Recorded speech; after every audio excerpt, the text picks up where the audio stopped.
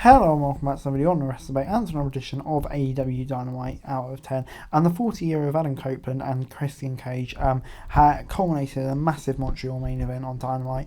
And yeah, we also got the latest in the Continental Classic, as well as the Women's Champion defence from Toni Storm. So a lot going down on this episode of Dynamite. And we start things off with the Classic and Moxley taking on Rush.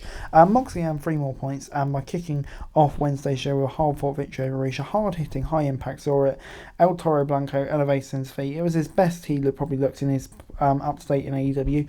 Rush kicked out of the Death Rider and lost only by ref stoppage, having never actually tapped out to the Bulldog. Mark continued his streak of dominance for the tournament, setting out must-win scenarios for both Jay Lethal and Mark Briscoe, neither of whom have earned a point in the competition. So yeah, gets a 7 out of 10 from me. I think, yeah, maybe at some point I'd like to see Rush get a big win over one of the major stars, because so far the Classic's been very predictable. But I think, like I say, this match definitely elevated both stars involved with it. So yeah, definitely gets a 7 out of 10 from me. Before it's time for our next match in the Gold League, and it was Swerve taking on Briscoe. Swerve joined Moxley with 9 points in the league and with a victory over Mark, but also eliminated the ROH Great. The match was good and competitive as you expect given the talent involved, and it was long enough to tease a potential time limit draw, but Swerve got the win in the nick of time with the Swerve Stomp. His upward momentum is undeniable, and if he will be world champion in a year, you wouldn't be surprised at all. After the match, Samoa hit the ring for a tag bout with MJF against Devil's Henchman, only for a video to reveal that the world champion had been packed backstage, and he'd rushed off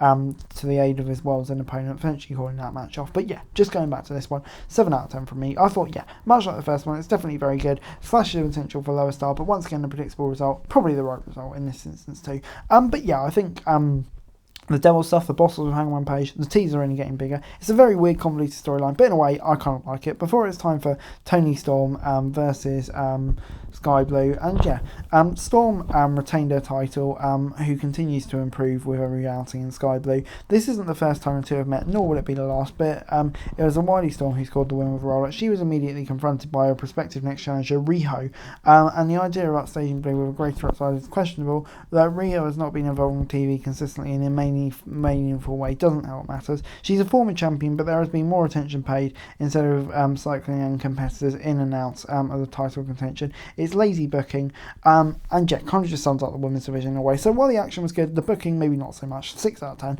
Before it's time for the final match of the Continental Classic Gold League, Jay White against Jay Lethal. White making up for his loss by defeating Lethal and eliminating him from the tournament. This win put Switchblade on 6 points in the tie in the tournament, while ensuring that Lethal will only play that spoiler going forward. A good match between two guys influential in the latter days of ROH, and continued a streak of good quality Continental Classic action. But yeah, once again, a very predictable result. We just had that so much in Classic. Briscoe and Lethal already out, which is a bit of a shame, I have to say. Yeah, that's going to be a bit like the El Crapico when they meet each other. But yeah, there we go. Some ways I don't like how it's been booked, but in some ways it does make sense. But moving on into the TNT title match, Adam Copeland versus Christian Cage. It was clear when this was booked for free TV, it would probably end in chicanery and nonsense to set up a match potentially at World's End. Such was the case as a finally wrestling match descended into an overbooked mess as Rice Rensburg took a bump.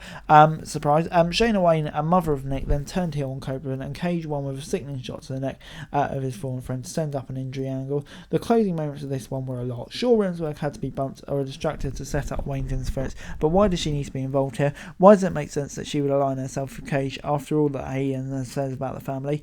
This will likely be some child raising, racing to her son, and a relationship with Cage, but this was the last thing the bout probably needed. A perfectly fine match, though not necessarily on the level of everything else on the show. This is a fine appetizer of what's to come, but if it ends up being the only one-on-one meeting between these two, it would be a major letdown, but I don't think it will be. So yeah, let's not say that. So yeah, it gets 7 out of 10. I thought, up until the bullshit, it was simmering up nicely, and then we got that predictable, but I think it will lead to something bigger, so I'm not going to complain. The booking decision was a bit weird, but in a way, I'm just going to let this one play out, because I've got trust in both of these, man.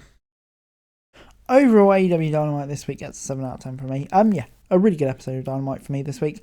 I enjoyed the Continental Classic stuff immensely, like I have throughout the whole thing. Some of the booking maybe on the show was a bit questionable in a way, but I thought, mostly the in-ring quality was very good, and I can tell that most of the stuff is all leading to something interesting at World's End at the end of the month. So yeah, I'm going to give it time. But anyway, guys, that's the video. Thanks for watching. Like, share, scroll, notes, also for daily wrestling news, and subscribe to the channel. Screen, greatly appreciated. Thanks very much for watching. Peace out.